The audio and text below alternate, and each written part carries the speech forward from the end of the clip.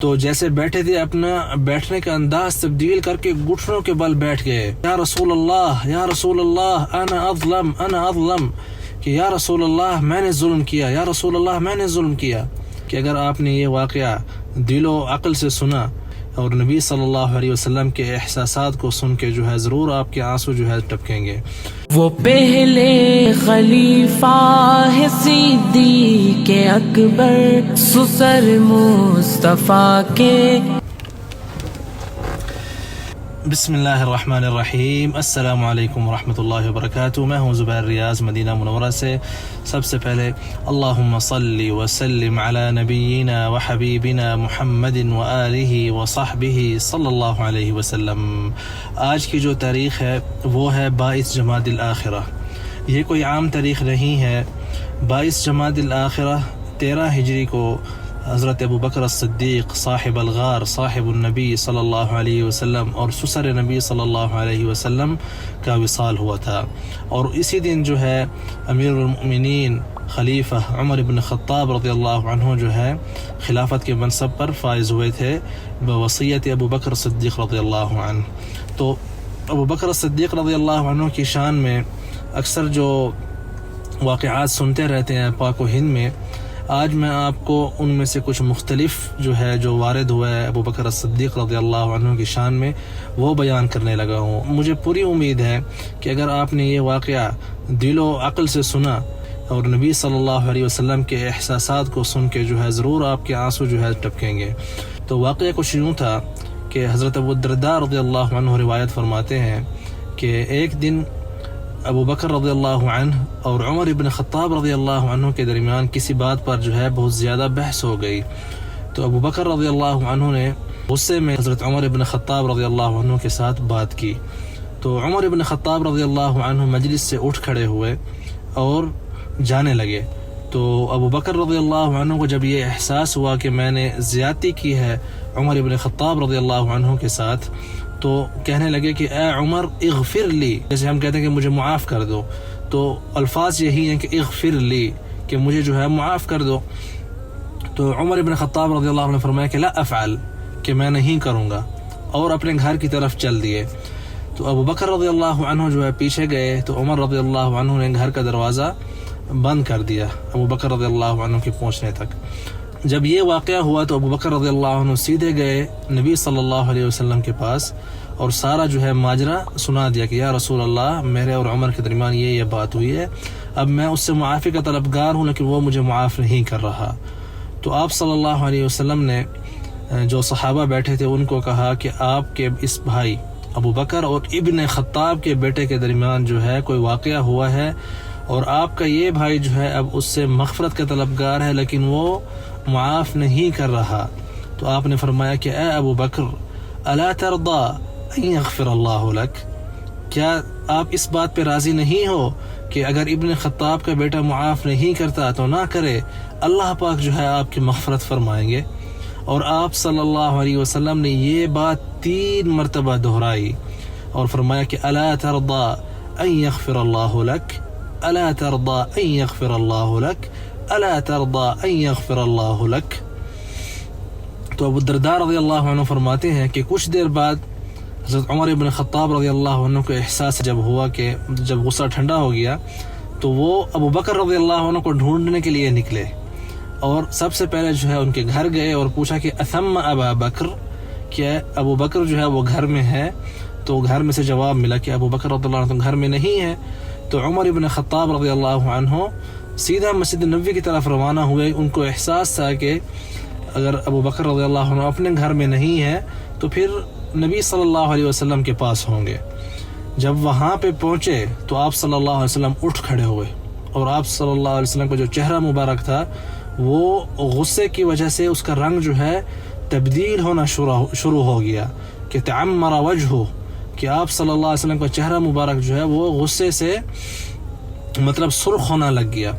تو ابو بکر رضی اللہ عنہ جب یہ مشہد دیکھا تو جیسے بیٹھے تھے اپنا بیٹھنے کا انداز تبدیل کر کے گھٹنوں کے بل بیٹھ گئے اور ایسے کہ یا رسول اللہ انا اظلم کہ یا رسول اللہ میں نے ظلم کیا، یا رسول اللہ میں نے ظلم کیا. ان کو ڈر تھا کہ نبی صلی اللہ علیہ وسلم اس واقعے کی وجہ سے عمر ابن خطاب کی سرزنش نہ کر دیں. تو آپ صلی اللہ علیہ وسلم نے ابو بکر رضی اللہ عنہ کو ان سنے کرتے ہوئے، مطلب ان کی بات پہ توجہ دیے بغیر، مطلب سب کو مخاطب کیا جو بیٹھے تھے کہ ارسلنی اللہ الیکم فکذبتم، کہ اللہ پاک نے مجھے رسول بنا کے بھیجا لیکن آپ لوگوں نے مجھے جھٹلایا. وقال ابو بکر صدقت، اور ابو بکر نے کیا کہا کہ صدقت، کہ آپ نے جو ہے سچ کہا اور ایمان لے آیا. ابو بکر رضی اللہ عنہ جو ہے مؤمنین میں سے، مردوں میں سے سب سے پہلے بندے ہیں جو اسلام لے کے آئے تھے. تو اللہ کے نبی یہاں پہ دہرا رہے ہیں اس بات کو کہ جب میں آپ لوگوں کی طرف رسول بنا کے بھیجا گیا تو آپ سب لوگوں نے مجھے جھٹلایا، لیکن ابو بکر نے جو ہے کہا کہ یا رسول اللہ صدقت، کہ آپ سچے ہیں، اور ابو بکر رضی اللہ عنہ ایمان لے آئے. آپ کو پتہ ہے کہ اس سارے واقعے میں رلانے والی بات کہاں ہے؟ وہ جو آگے نبی صلی اللہ علیہ وسلم کے جملے ہیں نا، وہ یقین کریں کہ آپ اس بات کو احساس کریں تو آپ کا جو ہے نا دل پگھل جائے گا. تو آپ نے فرمایا افلا انتم تارکونی صاحبی، اللہ اکبر، کیا آپ لوگ میرے لیے میرے دوست کو نہیں چھوڑ سکتے؟ تو صحابہ کہتے ہیں ہمارے دل جو ہے وہ یکدم، مطلب جیسے آپ کو واقعہ ہوتا ہے نا کہ یکدم ایسے مطلب سیکنڈ کے لمحات سے پہلے ہی جو ہے آنسو گر جاتے ہیں کہ جب نبی صلی اللہ علیہ وسلم نے غصے میں اور ایک جو دل کی ایک وہ ہوتی ہے اس سے کہا کہ کیا آپ لوگ میرا دوست میرے لیے نہیں چھوڑ سکتے؟ تو کہتے ہیں کہ اس کے بعد، اس دن کے بعد کسی نے بھی جرت نہیں کی کہ ابو بکر رضی اللہ عنہ کے ساتھ بحث و مباحثہ کرے یا ان کے خلاف جو ہے کوئی بات کرے، کسی بھی معاملہ، کوئی بھی معاملہ ہو کسی بھی حوالے سے. تو یہ تھی شان ابو بکر رضی اللہ عنہ. آپ صلی اللہ علیہ وسلم نے بعد میں کچھ عرصے بعد فرمایا تھا کہ میں نے دنیا میں جو بھی انسان ہے، جس نے بھی مجھ پر کبھی کوئی احسان کیا تو اس کے احسان کا بدلہ جو ہے میں نے دے دیا، ماں سوائے ابو بکر رضی اللہ عنہ کے. ابو بکر رضی اللہ عنہ کے حق میں سورۃ اللیل جو ہے اس کی آخری آیات اتری ہیں، وہ علیحدہ ہیں جو باقی جو سورۃ التوبہ میں ہے کہ ثانی اثنین اذ ہما فی الغار اذ یقول لصاحبہ. اللہ پاک نے بھی حضرت ابو بکر صدیق کو جو ہے نبی صلی اللہ علیہ وسلم کا دوست بتایا ہے قرآن شریف میں سورۃ التوبہ میں. اور سورۃ اللیل کی جو آخری آیات ہیں وہ بھی ابو بکر رضی اللہ عنہ کی شان میں نازل ہوئی تھی. وَسَيُجَنَّبُهَا الْأَتْقَى الَّذِي يُؤْتِي مَالَهُ يَتَزَكَّى وَمَا لِأَحَدٍ عِندَهُ مِن نِعْمَةٍ تُجْزَى إِلَّا ابْتِغَاءَ وَجْهِ رَبِّهِ الْأَعْلَى وَلَسَوْفَ يَرْضَى، کہ جہنم سے جو ہے اس کو بچایا جائے گا ابو بکر رضی اللہ عنہ کو، جو اپنا مال دیتے ہیں اللہ پاک کی راہ میں اور کسی سے کوئی امید نہیں رکھتا مطلب بدلے کی. إِلَّا ابتغاء وجہ ربہ الاعلی، ماں سوائے اللہ پاک کی رضا کے لیے.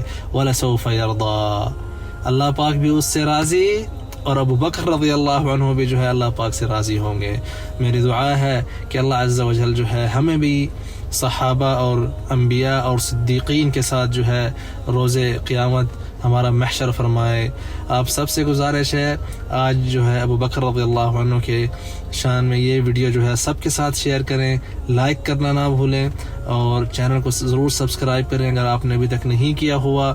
آپ لوگوں سے جو ہے انشاءاللہ ملاقات ہوگی. اگلی ویڈیو میں نبی صلی اللہ علیہ وسلم سے ایک دفعہ پوچھا گیا کہ یا رسول اللہ آپ کو مردوں میں سے جو ہے سب سے کون زیادہ پسند ہے؟ تو آپ نے فرمایا کہ ابو بکر. تو یہ تھی شان خلیفۃ الرسول ابی بکر الصدیق رضی اللہ عنہ. اللہ پاک کی کروڑوں رحمتیں ہوں ان پر، آج بھی جو ہے اپنے نبی صلی اللہ علیہ وسلم کے دامن میں لیٹے ہوئے ہیں.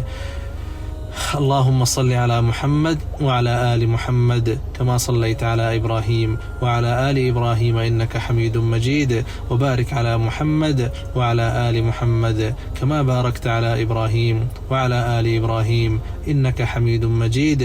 وارض اللهم عن خلفائه الأربعة أبي بكر وعمر وعثمان وعلي وعن سائر صحابة نبيك أجمعين، وعنا معهم بجودك وكرمك یا ارحم الراحمین. اس چینل پر جو ہے میں مکہ مدینہ اور مقامات مقدسہ کے حوالے سے اپڈیٹ کرتا رہتا ہوں تقریباً ڈیلی یا ایک دن کے بعد لازم. تو آپ سے گزارش ہے ویڈیو کو لائک کریں، شیئر کریں اور چینل کو سبسکرائب کریں مقامات مقدسہ اور مکہ مدینہ کی ویڈیوز کے لیے اور اسلامی واقعات کے لیے۔